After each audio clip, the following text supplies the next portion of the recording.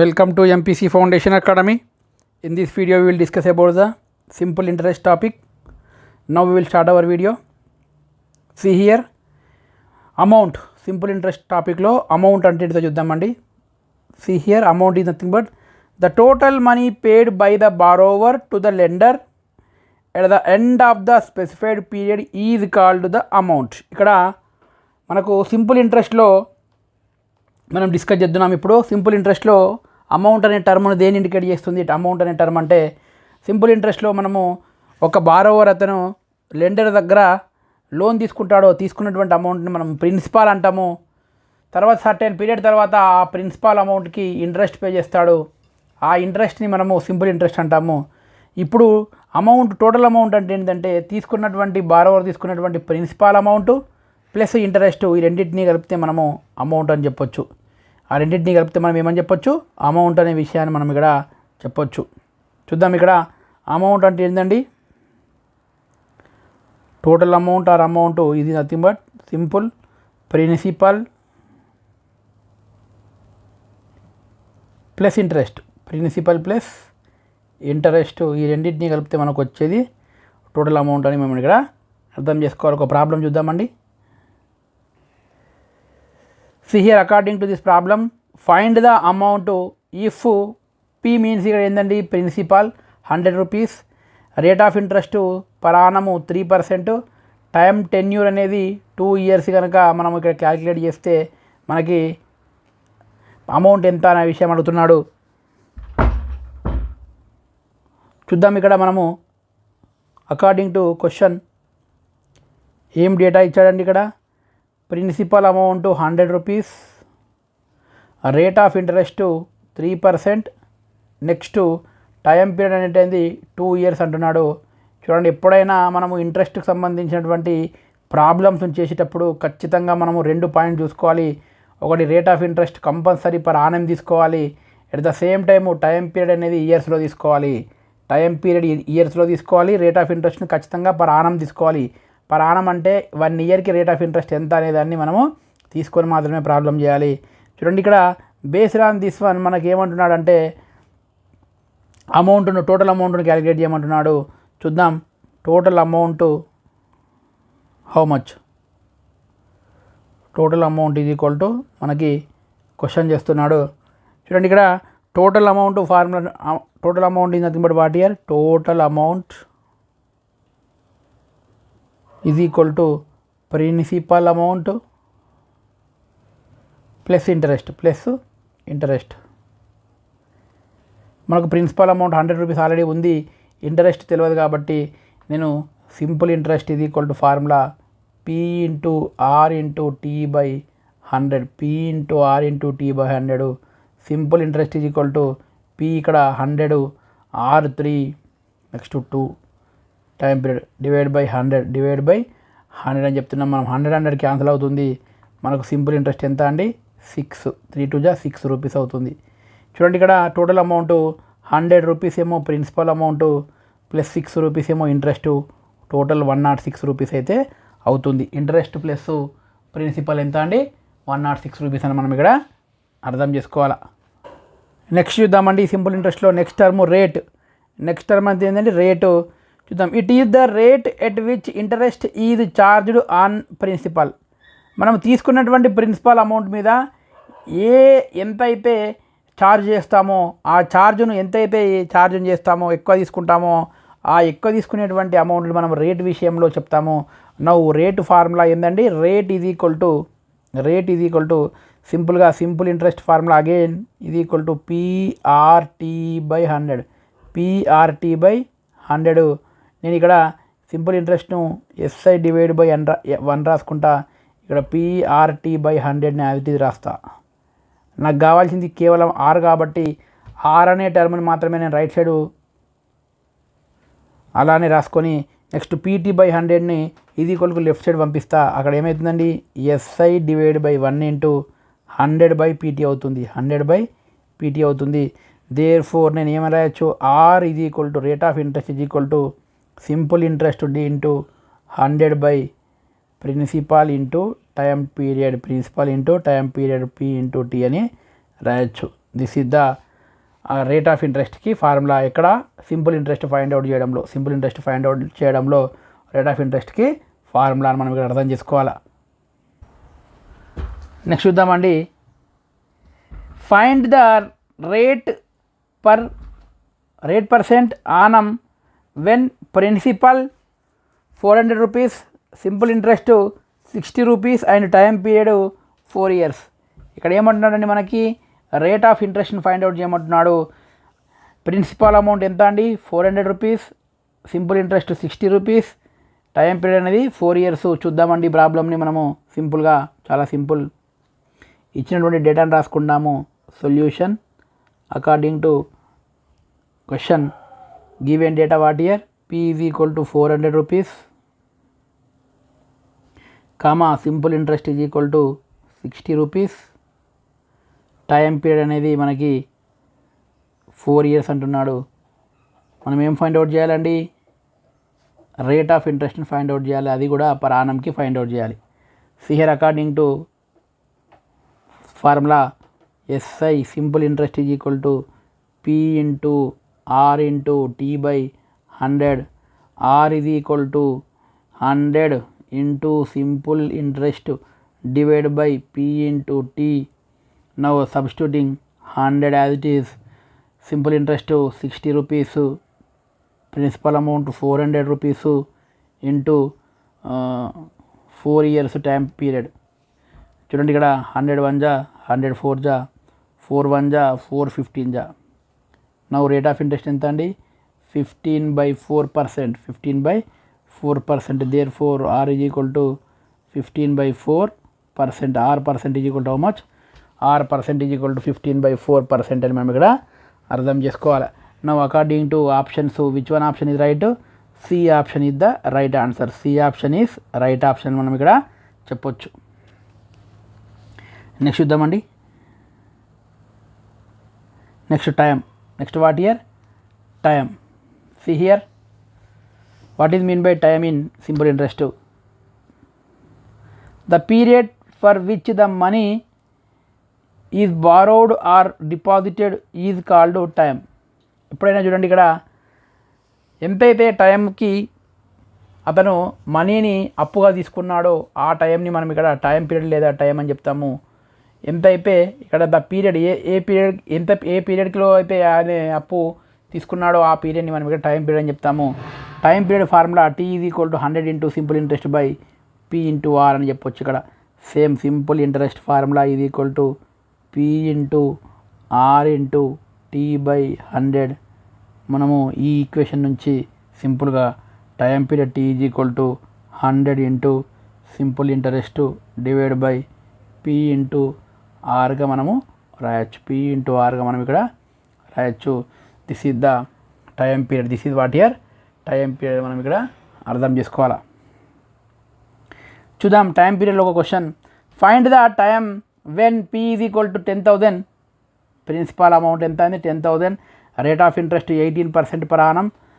Simple interest 12,600. 12,600 మనం ఇక్కడ చెప్దామండి. చూద్దాం ఈ ప్రాబ్లం. ఒక్కొక్కసారి ప్రిన్సిపల్ అమౌంట్ కన్నా కూడా ఇంట్రెస్ట్ అమౌంట్ కూడా ఎక్కువగా ఉండొచ్చు టైం పీరియడ్ పెరిగితే. See here solution. ఇచ్చినటువంటి డేటా ఏందండి, principal is equal to 10,000 rupees. Next rate of interest R% is equal to ఎంత అండి 18%, కామా సింపుల్ ఇంట్రెస్ట్ ఎంత అండి, సింపుల్ ఇంట్రెస్ట్ 12,600 అంటున్నాడు.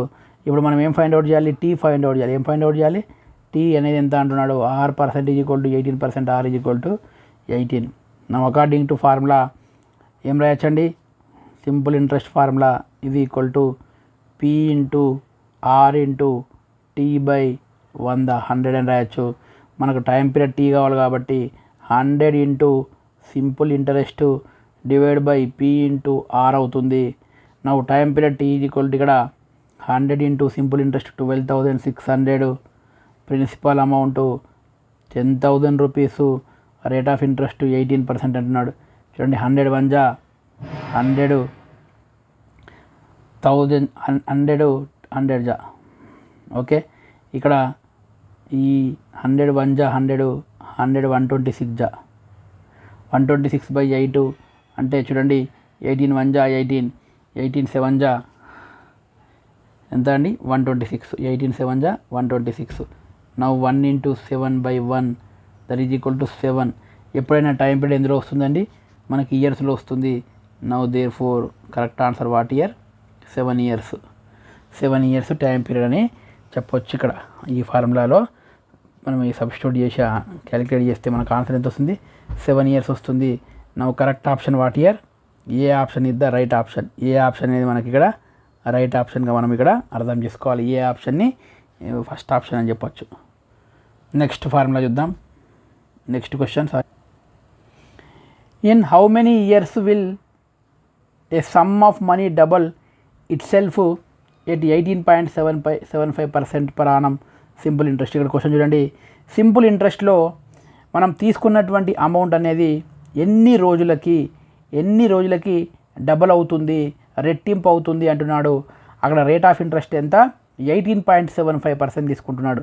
18.75% తీసుకుంటున్నాడు. చూడండి ఇక్కడ ఇది లాజికల్ క్వశ్చన్, మనం చాలా జాగ్రత్తగా చూడాలి. ఏమంటున్నాడండి ఇక్కడ, హౌ మెనీ ఇయర్స్ తర్వాత సమ్ ఆఫ్ మనీ అంటే టోటల్గా మనము తీసుకున్నటువంటి ప్రిన్సిపాల్ డబల్ కావాలి. ఏది ఇక్కడ మనకి మన సింపుల్ ఇంట్రెస్ట్ అనేది డబల్ కావాలంటే సింపుల్ ఇంట్రెస్ట్ కూడా అంతే అమౌంట్కి ఈక్వల్ కావాలి. చూద్దాం ఇక్కడ solution according to given data. మనం ఏం రాయొచ్చండి ఇక్కడ, సింపుల్గా టోటల్ అమౌంట్ అనేది ఎంత కావాలండి, డబల్ కావాలి. దేనికి, తీసుకున్న దానికి 2 × ప్రిన్సిపాల్ కావాలంటున్నాడు. 2 × ప్రిన్సిపాల్ కావాలని చెప్తున్నాడు. ఇక్కడ టోటల్ అమౌంట్ అంటే ఇంతకుముందు మనం ఏం చెప్పినామండి, ప్రిన్సిపాల్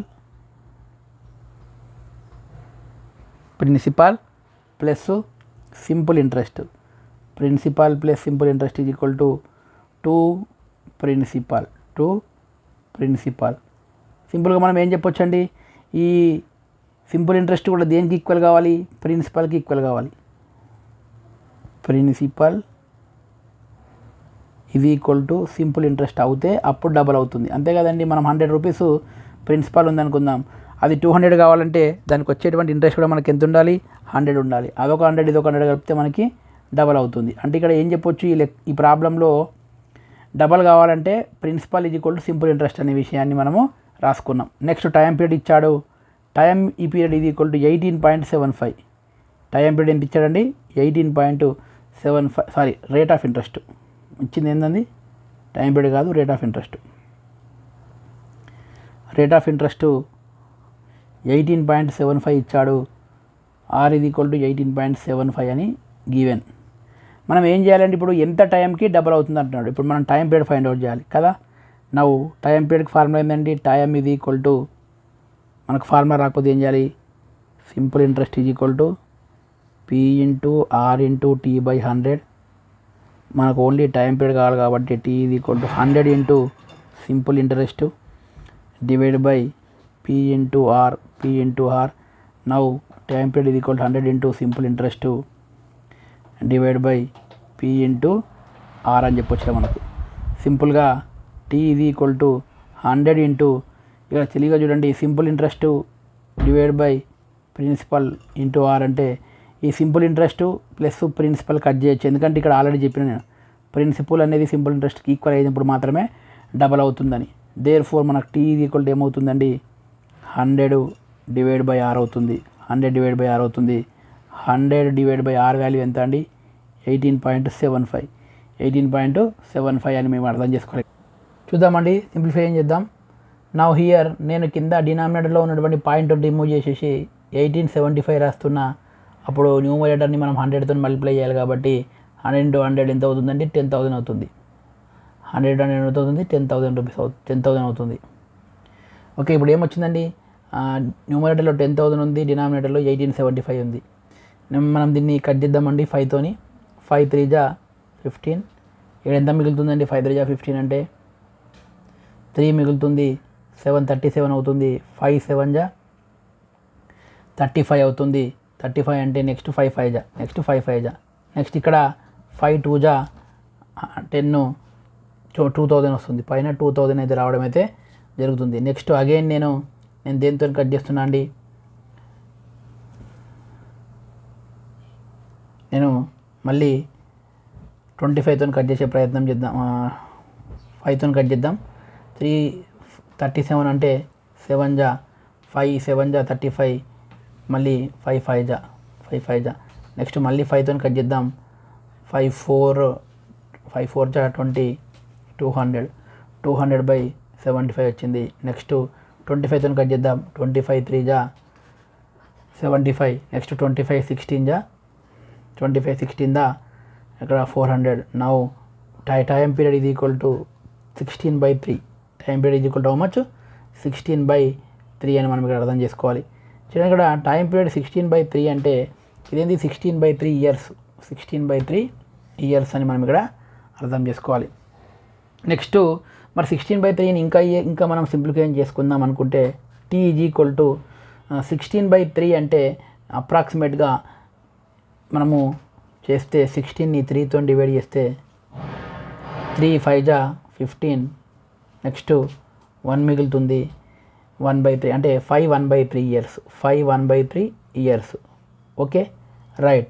5 1/3 ఇయర్స్ అంటే 5 ఇయర్స్ ప్లస్ 1/3 ఇయర్ అంటే 1 ఇయర్కి ఎన్ని మంత్స్ అండి, 12 మంత్స్. కాబట్టి 1/3 ఇంటూ 12 మంత్స్ రాసుకోవచ్చు, 1/3 ఇంటూ 12 మంత్స్ రాసుకోవచ్చు. Therefore 5 years as it is ఉంటుంది. నెక్స్ట్ 1/3 ఇంటూ 12 మంత్స్ అంటే 4 మంత్స్ అవుతుంది. ఎంత అవుతుందండి, 4 మంత్స్ అవుతుంది. దేర్ఫోర్ టైం పీరియడ్ ఏం రాయొచ్చు, time period is equal to 5 years 4 months, 5 years 4 months అనే విషయాన్ని మనం ఇక్కడ అర్థం చేసుకోవాలి సింపుల్గా.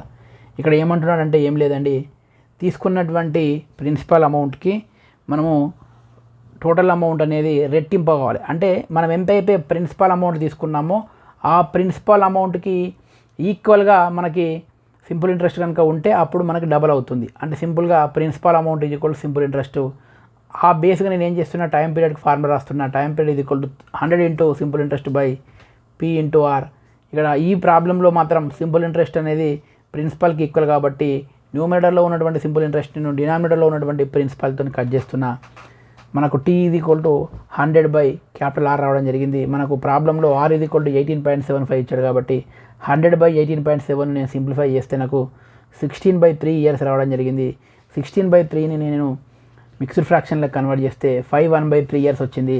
5 1/3 ఇయర్స్ అంటే 5 ఇయర్స్ ప్లస్ 1/3 ఇయర్స్. 1/3 ఇయర్స్ అంటే 1 ఇయర్కి 12 మంత్స్ కాబట్టి ఇయర్లో 1/3 పార్ట్ ఎంత అవుతుందండి, 4 మంత్స్ అవుతుంది. కాబట్టి 5 ఇయర్స్ 4 మంత్స్ అనేది టైం పీరియడ్ అవుతుంది. అంటే 5 ఇయర్స్ 4 మంత్స్కి తీసుకున్నటువంటి అమౌంట్ డబల్ అవుతుంది. ఏ రేట్ ఆఫ్ ఇంట్రెస్ట్లో, 18.75 రేట్ ఆఫ్ ఇంట్రెస్ట్లో.